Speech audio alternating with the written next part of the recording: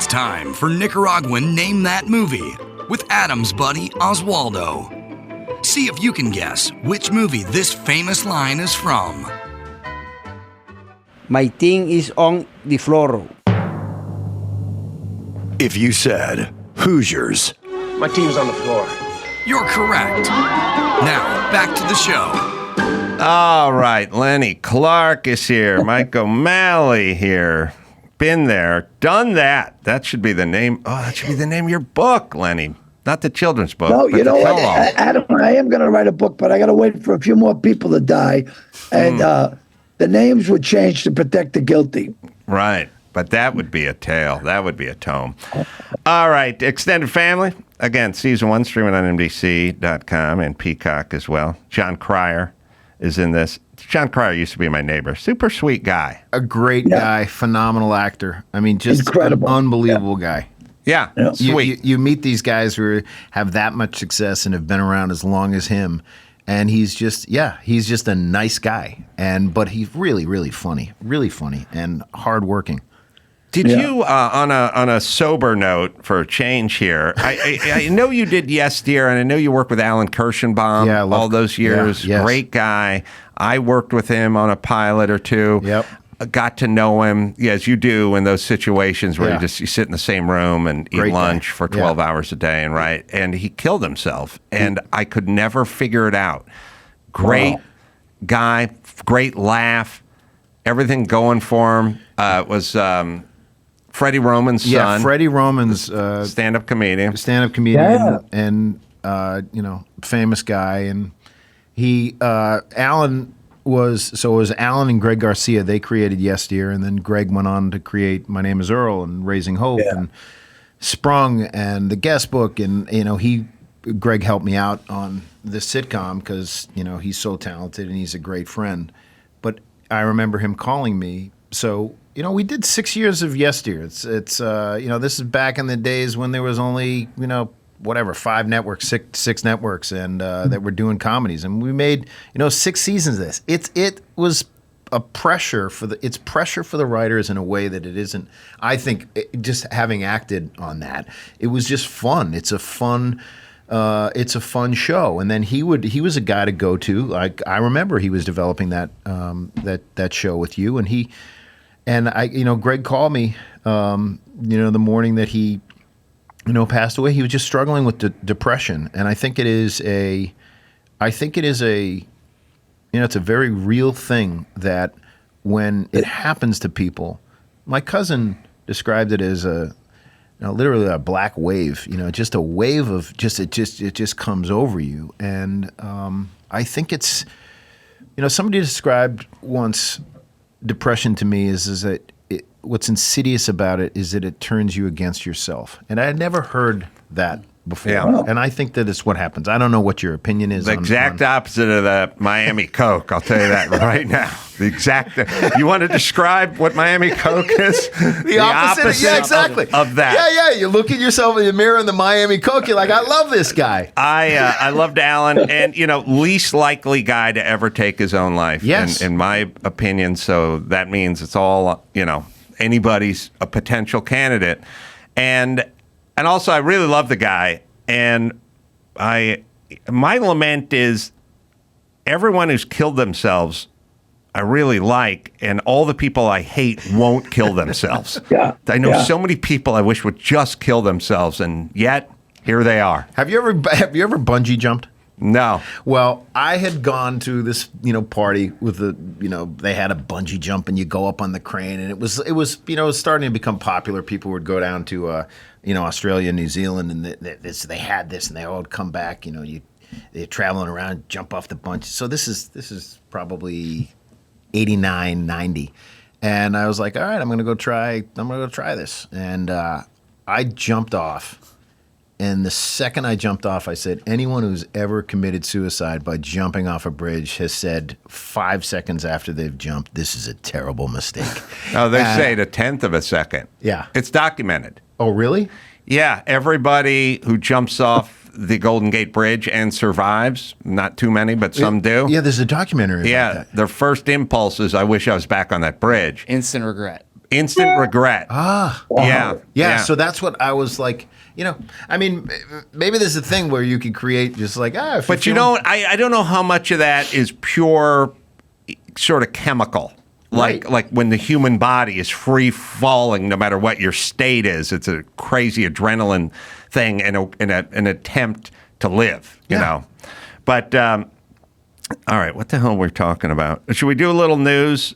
Yeah, we can. Sure. Sorry for taking that detour, but I love that guy Kirschenbaum. Great guy.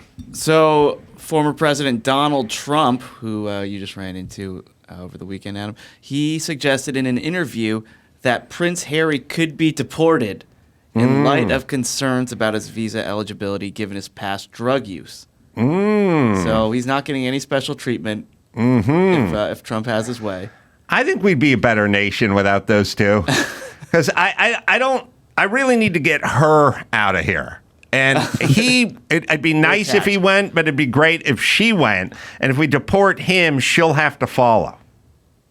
Yeah. And then we can get rid of both of them. Wait a minute. Why?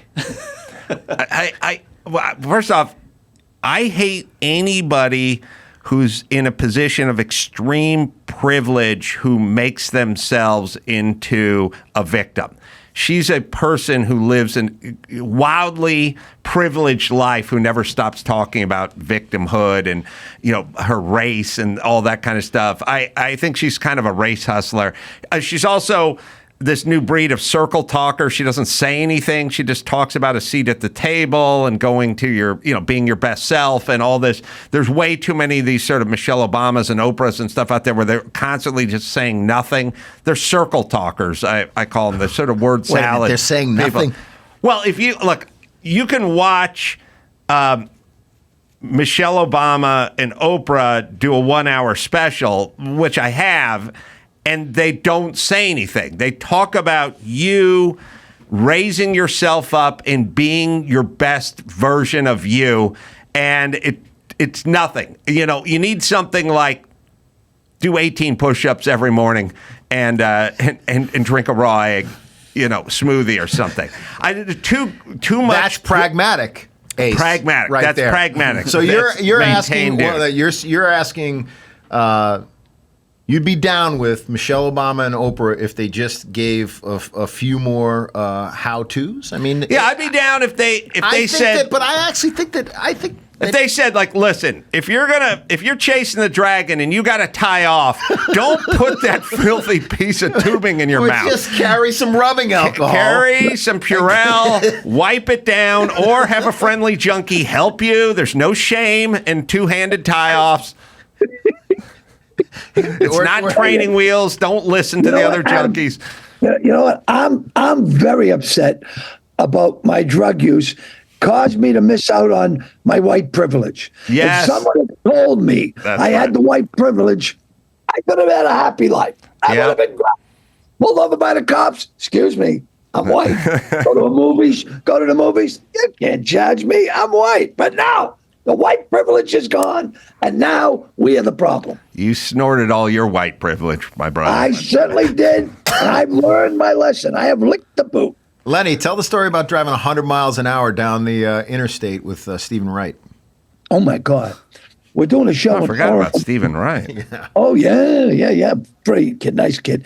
And we're working in Orono, Maine, which is hundreds of miles away from Boston. And he said, Lenny, you're not staying tonight. I said, no. He said, can I go home? And I go, yeah, no problem. So we get in, and you like to drive fast, Adam. I was going pretty good. I was going 90, and he's going, we're going really fast. I go, don't worry about it. Everything's fine. And then all of a sudden, I see an accident on the other side of the road. I go, bingo. So now I bury it. We're doing 110, 115. He's going, are you out of your mind? I go, no. Any cop worth his salt is going to be at that accident. Right. And if we get grabbed by a cop, I'm going to say, thank God you stopped me. I was looking to tell you about this accident back there. There's some bodies everywhere. So we made it back. We went to work the next night, and he said, I drove home from Maine with Lenny Clarke last night. It took us 8 minutes. All right, what else we got next, Ben? So you remember that we story? got extended family. I'm sorry. I've been bullshit. This extended family. That's right. Not what a show. The writers are fantastic. You got Mike running the show. This thing is incredible. Lenny, they're going to cut this out. Let them do the news. They're going to cut this out. Sorry. I get carried away. So you remember that mom from, it was a story last year where she wrote a children's book about how to cope with grief after her husband died. Borg. And it may have been a book, but then it came out that the husband died because he was poisoned with a lethal dose of fentanyl that the woman served him. Mm-hmm. So I didn't know about that. Yeah. So it's now being reported that she is getting an additional charge. She's facing an additional charge of attempted murder because she allegedly drugged him on Valentine's Day with a sandwich. And so they're going through his old texts, and he's texting his friends going, I don't feel good. I'm breaking out in hives. I had to use my kid's EpiPen. I have to go to the hospital. And well, sorry, hold on. This is on him because any woman I've ever been with, if she said, I made you a sandwich, I'd be like, okay, let me check this sandwich. What's going on here?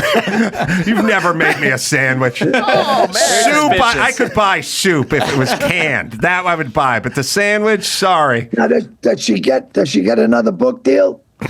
So wait, you never had a girlfriend who made you a sandwich? You're exaggerating. Never a hot sandwich like a Diablo or French dip or anything. Yeah, like a peanut butter and jelly. I had some like bologna and American cheese. Nothing like. I had the bologna American cheese.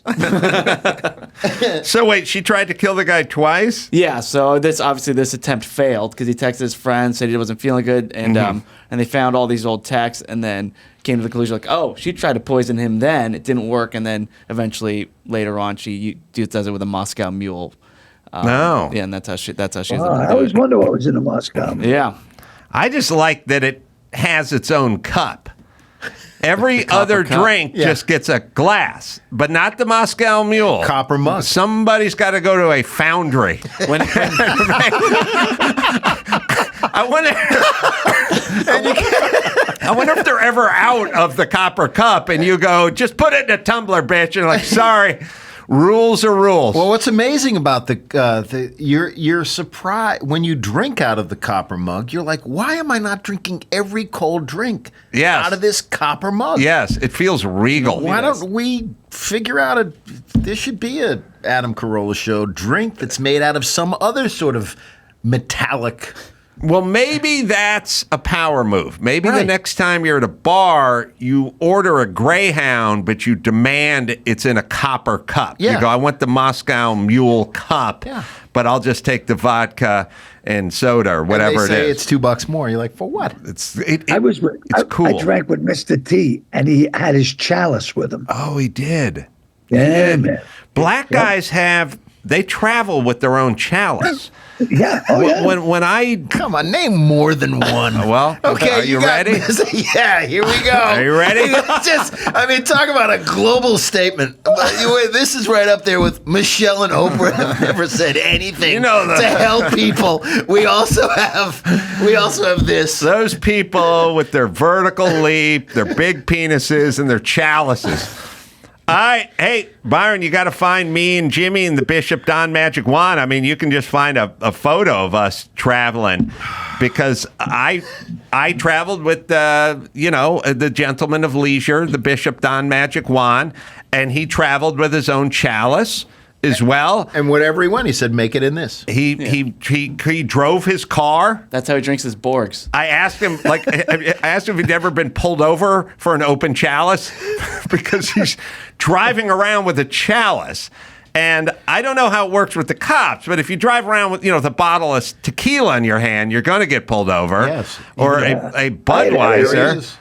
There he is. What is in his left hand, Mike? A chalice. Yeah. All right, it's a chalice. All it looks right. like the Holy Grail. Well, right someone there. owes me an apology. I'm sorry, Ace. Blood of I'm Christ sorry. out of. I'm sorry. Okay. I apologize. He has a chalice and he's drinking out of it. And that's a nice picture. That's a nice chalice. Oh, yeah. I was an altar boy. I've not seen chalices that beautiful. Yeah, it's wonderful. Very ornate.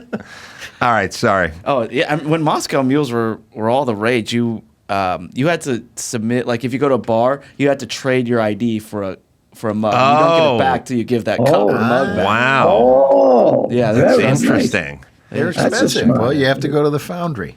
I haven't heard the word foundry. I've never heard the word. That's I time traveled to 1912. All right, what else? There's a Los Angeles man who has been convicted of dozens of felonies for violently extorting karaoke businesses in Koreatown using methods that Lenny's probably seen his mob friends use.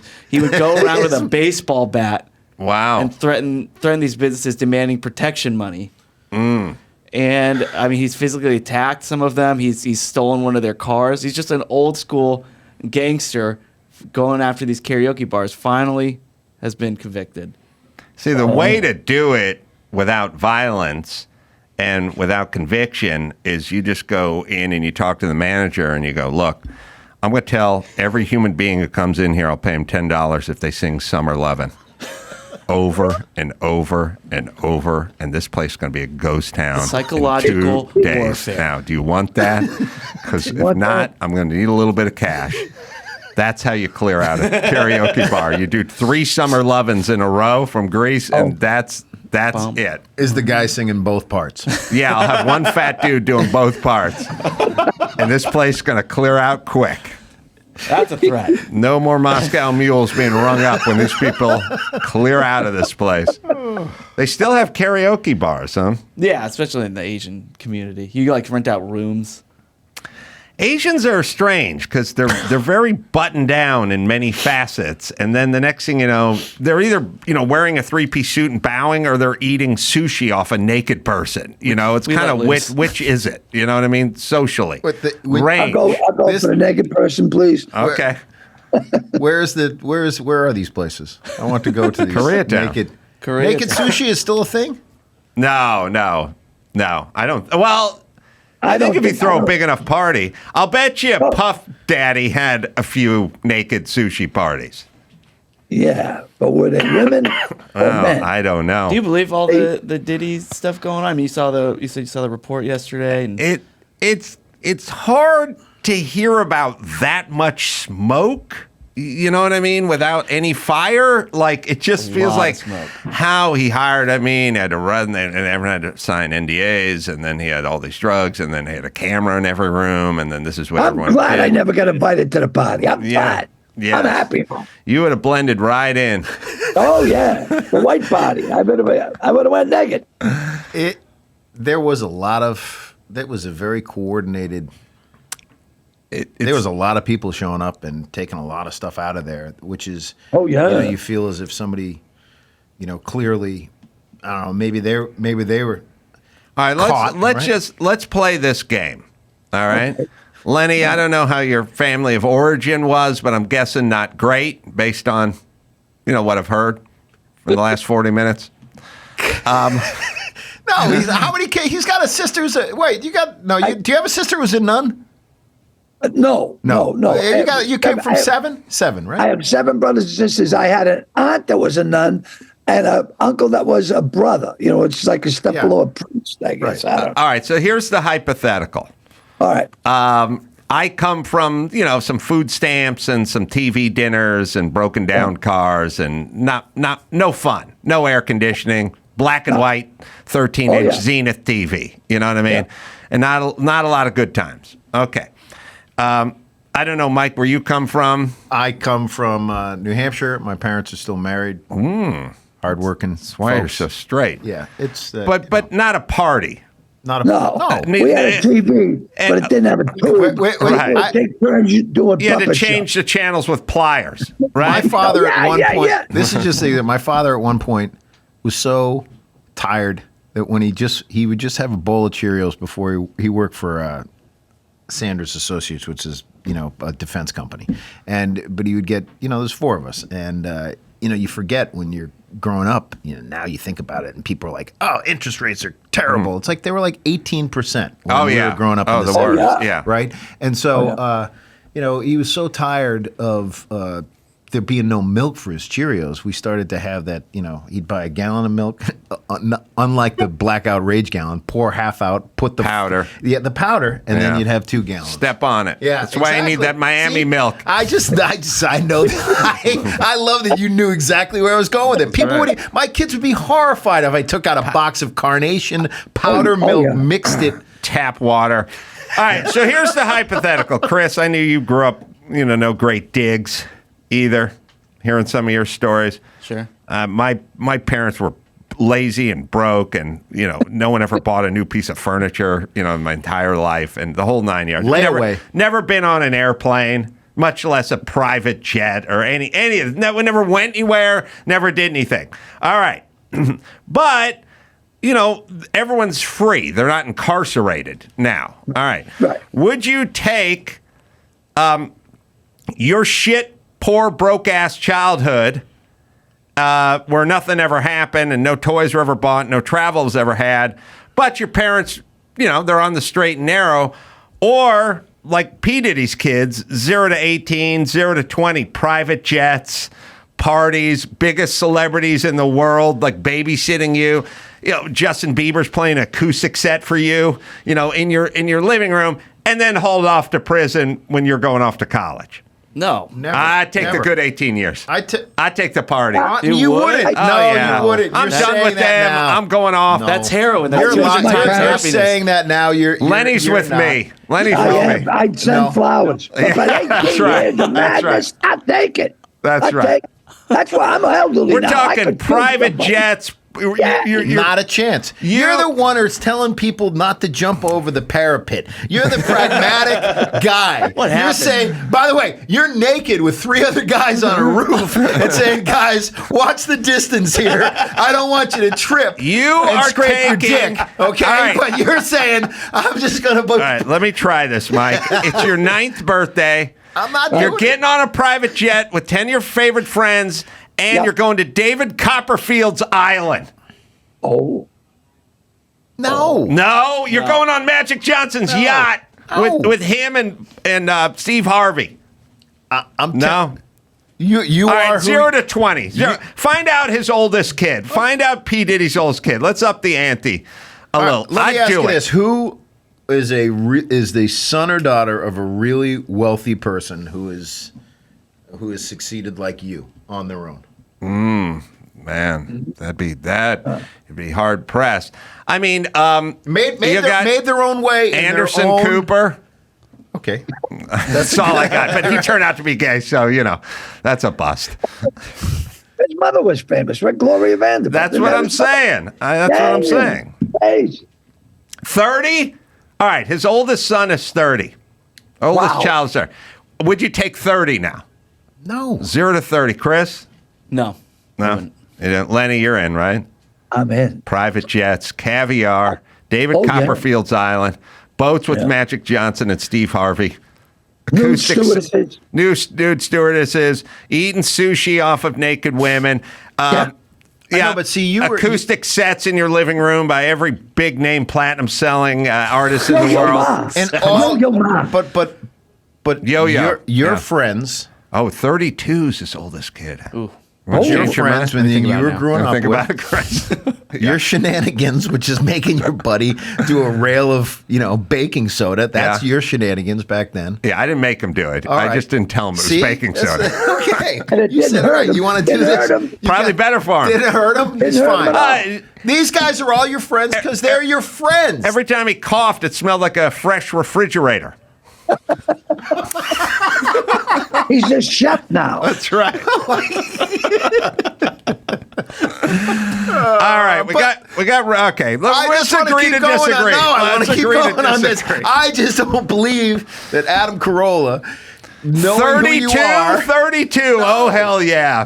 Private jets. are you dead? But Yeah, but then if you're I in was- prison if the I- rest of your life. I didn't try. I didn't. Are you in prison I the rest didn't of eat your a life? piece of shrimp until I was like 36 and a half.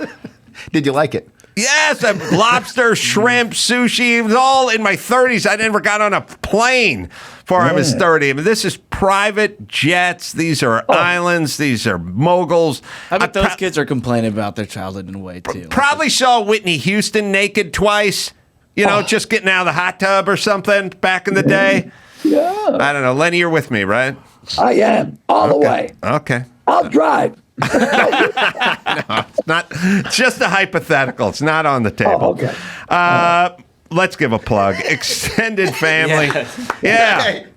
Listen, Adam, thank you for having us on the show. Believe me, because I am so happy to be working with Mike O'Malley. He runs a great ship. I'm telling you, from the head to the bottom, everyone on the show is happy. Everyone wants to be there. There's a lot of people involved, and they all love what they're doing. To go to work with people that love what they're doing, that's amazing. Because a lot of times I went to places I hated everyone. I agree, and it was vice versa, I'm sure.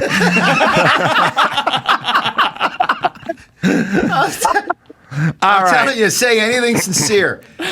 Say something sincere. I'm just waiting for Adam to hammer it down. I'm just saying it. Just try it. I don't even think if there's 1 second in between that, you're never going to be quicker than this guy. Oh, sure. Hey, we've heard about his past. He's lost a few brain cells, but Lenny in his prime was as sharp a knife as there was in the drawer. Lenny, when was your sitcom? You had your own sitcom. It was called Lenny. Yeah, they're going to colorize it. It was, I think it was in 1990. Oh, I was big. Oh, yeah. I had billboards. I had Lenny lunchboxes. I was the guy. And the ratings were probably higher than Game of Thrones now, right? The ratings were amazing. We had good ratings. We had great ratings. What happened? The war broke out. The goddamn war broke out. Yeah. And Saddam Hussein ruined my life. Damn Japs bombed Pearl Harbor and... I'm just busting Lenny's chops again. All right. Wolf Blitzer becomes a hit, and Lenny is just doing... Extended Family, NBC.com or Peacock. Love these guys. Come back anytime. Give my love to John.